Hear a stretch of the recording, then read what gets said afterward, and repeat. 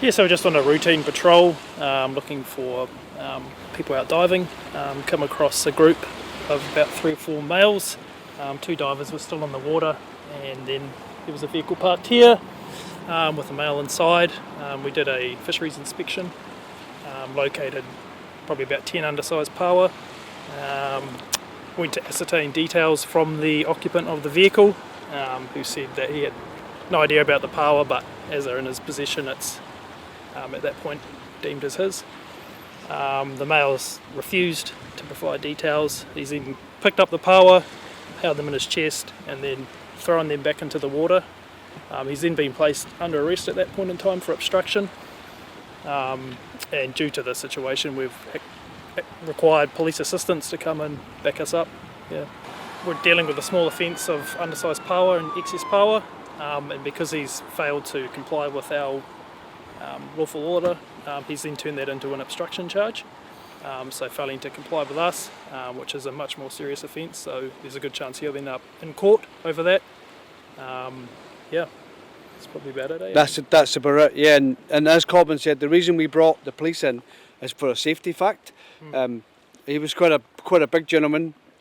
We'd have to put a lot of effort trying to arrest that gentleman, where the police have got a lot more compliments, so they could do it a lot better, and they can tell straight away who he is through their police system. Did he give you any explanation as to why he'd taken the pāua? He probably knew that the pāua were too small, undersized, and in his mind it was probably best to try and get them back into the water to avoid any sort of fine or prosecution action.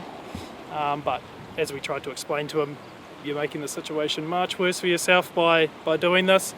But sometimes people, they choose to make that decision, and we just have to follow through with what we need to do. So what should he have done?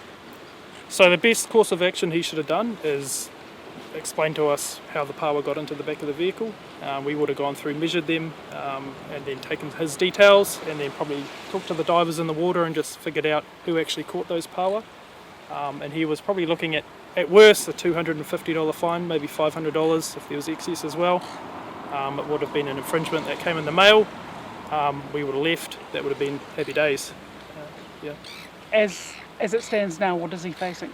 So he's been directed into interview next week. So me and Alan will conduct a formal interview with him, just to figure out what happened, why he reacted how he did, and then he'll be facing charges of obstruction, so obstruction of a fishery officer, which he'll end up in court for that. Yeah. And the divers who were in the water, they came out with a bag of kina, were they alright? The kina were fine. Fine. Yes. No issues. Yeah. Incidents like that are very, very rare. It doesn't happen very often. I mean, the last time we had someone behave like that would have been 12, 18 months ago. We do get a bit of argy-bargy sort of day to day, but to fully not comply like that and require police assistance is quite a rare occasion. But yeah, it happens, and it sort of catches you off guard sometimes, so you've always got to be ready to go, prepared. Yeah.